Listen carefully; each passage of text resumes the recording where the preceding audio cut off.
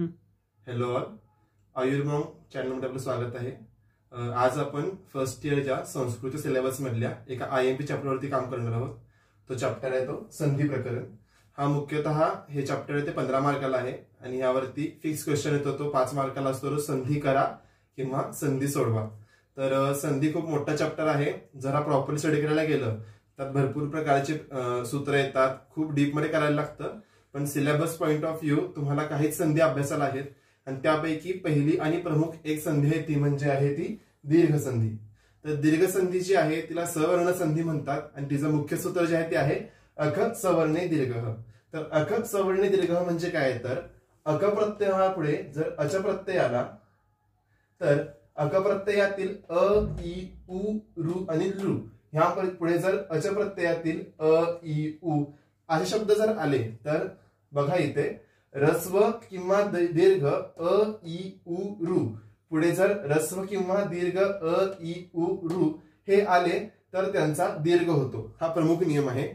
Syllabus मध्ये तुम्हाला जे काही प्रश्न विचारतील हे तुम्हाला ह्या 4 नियमांवरती सुटण्यासारखे असतात. जर हे तुम्हाला 4 नियम माहिती असतील तर तुमची पेपर मधली दीर्घ संधी कधीच चुकणार नाही. तर पहिला नियम जो आहे तो कोणता आहे बघा, तर अ अधिक अ इज इक्वल टू आ किंवा आ अधिक आ इज इक्वल टू आ. हा नॉर्मल नियम आहे. म्हणजे काय बघा, तर आता एक्झाम्पल घेऊ आपण. तर नेहमीचा श्लोक आहे आपला शरीर इंद्रिय सत्वात्म संयोगोधारी जीवितम. त्यातला सत्वात्म संयोग जो शब्द आहे त्यामध्ये भाग कसा होतो, तर सत्व हा शब्द अकारांत आहे आणि आत्मसंयोग हा शब्द आ पासून स्टार्ट होतोय. तर अ अधिक आ इज इक्वल टू आ अशा पद्धतीनं सत्वात्म संयोग ह्या ठिकाणी अ अधिक आ चा आ झालेला आहे. पुढे बघा सेकंड नियम जो आहे तो काय आहे, तर ह्रस्व ई प्लस ह्रस्व इज इक्वल टू दीर्घ ई किंवा ह्रस्व ई प्लस दीर्घ ई इज इक्वल टू दीर्घ ई आणि दीर्घ ई प्लस दीर्घ ई इज इक्वल टू दीर्घ ई. हा नॉर्मल नियम आहे. एक्झाम्पल खूप सोपे येतात तुम्हाला सॉल्व्ह करण्यासाठी. पहिला आपण बघूया ह्रस्व ई प्लस ह्रस्व ई चा शब्द आहे बघा मुनी. मुनी शब्द आहे तो ह्रस्व ई कारांत आहे. मुनी शब्द इकारांत आहे आणि इंद्र शब्द सुद्धा ह्रस्व ई पासून स्टार्ट होतोय. तर ह्रस्व ई प्लस ह्रस्व इज इक्वल टू दीर्घ ई ह्या नयानं हा शब्द मुनिंद्र न होता कसा झाला बघा, मुनिंद्र झाला. हा दीर्घ ई का झाला, तर ई प्लस ई इज इक्वल टू ई ह्या नियमानुसार हा मुनिंद्र हा शब्द झाला.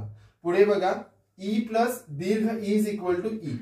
नेहमीचा शब्द असतो गिरीश. आता गिरीश मधला ई जो आहे तो ह्रस्व ई आहे, पहिली वेलांटी आहे. पण पुढे जर आपण संधी केली तर ह्रस्व ई प्लस दीर्घ ई इज इक्वल टू दीर्घ ई ह्या न्यायानं हा शब्द गिरीश असा न होता गिरीश म्हणजे दीर्घ ई झाला. त्यावरून तो लक्षात येतो. पुढचा नियम जो आहे तो कोणता आहे, दीर्घ ई प्लस दीर्घ ई इज इक्वल टू दीर्घ ई. एक्झाम्पल काय आहे, नदी. नदी हा शब्द ई कारांत आहे, दीर्घ ई आहे आणि ई क्षणम हा शब्दामध्ये सुद्धा दीर्घ ई आहे. तर दीर्घ ई प्लस दीर्घ ई इज इक्वल टू दीर्घ ई ह्या न्यायानं नदी अधिक ई क्षणम हा शब्द नदी क्षणम म्हणजे ई प्लस ई इज इक्वल टू दीर्घ ई इज इक्वल टू नदी क्षणम म्हणजे दीर्घ ई झालेला आहे. पुढचा तिसरा नियम आहे तो कसा आहे बघा, तर ह्रस्व उ प्लस ह्रस्व उ इज इक्वल टू दीर्घ उ झालेला आहे. नेहमीच संहितेतला शब्द आहे कटुष्णानी. आता कटू हा शब्दामधला उ जो आहे तो ह्रस्व उ आहे म्हणजे कटू आणि पुढचा आहे उष्णानी हा उ सुद्धा ह्रस्व उ आहे. पण उ प्लस उ इज इक्वल टू दीर्घ उ ह्या न्यायानं हा शब्द कटू मधला उकार हा पहिला न होता दीर्घ उ होऊन कटुष्णानी हा शब्द झाला आणि ह्या शब्दाचं इथं दीर्घ उ झालेला आहे. पुढचं एक्झाम्पल आहे, हा पण संहितेतला शब्द आहे चरकातला. उ अधिक उ इज इक्वल टू उ हा दीर्घ उ झालेला आहे. एक्झाम्पल बघा जत्रु अधिक ऊर्ध्वम. आता जत्रु मधला उ जो आहे तो ह्रस्व उ आहे पण ऊर्ध्वम मधला उ आहे तो दीर्घ उ आहे. तर आपला नियम काय आहे, उ प्लस दीर्घ उ इज इक्वल टू दीर्घ उ. मग जत्रूर्ध्वम, तर इथे जत्रूर्ध्वम न होता तो काय झाला जत्रूर्ध्वम म्हणजे दीर्घ उ झाला.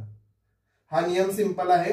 म्हणजे कुठेही जर उच्या पुढे दीर्घ उ आला किंवा ह्रस्व उच्या पुढे ह्रस्व उ जरी आला तर दोन्ही एकत्र होऊन काय होतो, दीर्घ उ होतो. हा सिंपल नियम आहे. पुढचा रेअर असतं, पेपरला खूप कमी विचारतात. चुकून जरी विचारला तरी हाच शब्द येण्याचे चान्सेस जास्त असतात. तर बघा कसा आहे तो शब्द, रू अधिक रू इज इक्वल टू दीर्घ रू होतो. एक्झाम्पल पितृ अधिक ऋणम. पितृ मध्ये सुद्धा रू आहे आणि ऋणम मध्ये सुद्धा रू आहे. तर हा रू अधिक हा रू इज इक्वल टू पितृऋणम. मग इथे काय झालं, हा शब्द पितृ असा न होता तो कसा झाला, पितृऋणम. तर हा पितृऋणम शब्द असा झालेला आहे. एक्झाम्पल कशी पेपरला येतील तुम्हाला, एक तर संधी सोडवा येईल. कसा येईल क्वेश्चन, जत्रूर्ध्वम. मग काय घ्याल तुम्ही तिथं, जत्रू अधिक ऊर्ध्वम दॅट इज इक्वल टू जत्रूर्ध्वम. लिहाल काय तिथे, सवर्ण दीर्घ संधी. एक्झाम्पल येईल दुसरं कुठलं, संगीतातला सोपा श्लोक आहे, रागादिरोगान सरता आणू शकतात. पहिला शब्द कोणता आहे, रागादिरोगान. समजा पेपरला आलं रागादिरोगान शब्द आला आणि संधी सोडवा. तर कशी सोडवाल तुम्ही, ह्या दोन शब्द आहेत, पहिला तरी तो शब्द वाचायचा, तर शब्दामध्ये कोणते कोणते शब्द आहेत ते बघायचे. यात काय काय दिसते आपल्याला, आता राग दिसते आणि आदिरोगान दिसते. तर मग पहिला शब्द जो आहे तो कोणता आहे, राग, आणि दुसरा कोणता आहे, आदिरोगान. मग कुठला नियम लागतो इथं, अ प्लस आ इज इक्वल टू आ. म्हणजे कोणती संधी झाली, सवर्ण दीर्घ संधी झाली. त्यावरून आपल्याला काय काय ओळखता आलं, ही संधी कशी झाली कळलं, संधी सोडवता देखील आली आणि संधीचा प्रकार पण कळला. क्वेश्चन हाच येतो, संधी सोडवा, संधी करा किंवा संधी ओळखा. तर हा तुम्हाला ओळखता आला का, 100% आला. पुढचा शब्द आहे तो पदार्थ सोपा श्लोक आहे, यत्राश्रिताः कर्मगुणाः कारणं समवायत्त द्रव्यम. त्यातला यत्राश्रिताः सोपा शब्द आहे. ह्या दोन शब्द कोणते आहेत बघा आता, यत्र अधिक आश्रिताः. संधी सोडवताना पहिला मुख्य शब्द बघायचा, त्यात कोणते कोणते शब्द आहेत ते बघायचं, आणि ते शब्द कोणत्या, म्हणजे अकारांत शब्द आहे, उकारांत शब्द आहे, इकारांत शब्द आहे, पहिला लिहून काढा बाजूला आणि नंतर ती संधी करून बघा आणि नंतर त्याचा प्रकार ठरवा. आता ह्या दोन शब्द कोणते आहेत, एक आहे तो यत्र आणि दुसरा कोणता आहे, आश्रिताः. दोन शब्द कळतात आपल्याला, यत्र अधिक आश्रिताः. मग यत्र कसा आहे शब्द, अकारांत आहे, आणि आश्रिताः हा शब्द आ पासून स्टार्ट होतोय. तर नियम काय आपला, अ अधिक आ इज इक्वल टू आ. मग हा कसा होईल शब्द, यत्र अधिक आश्रिताः इज इक्वल टू यत्र आश्रिताः. आणि ही कोणती संधी आहे, दीर्घ संधी किंवा सवर्ण दीर्घ संधी.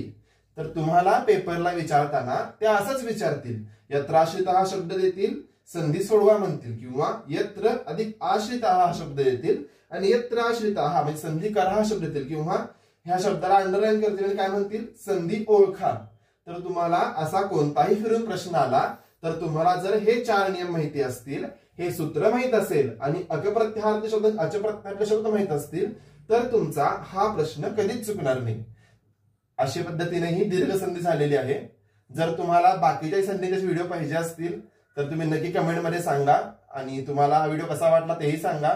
तुम्हाला जर अशा पद्धतीने पुढे संधी समासांचे व्हिडिओ पाहिजे असतील तर कमेंटमध्ये नक्की सांगा मला. थँक्यू.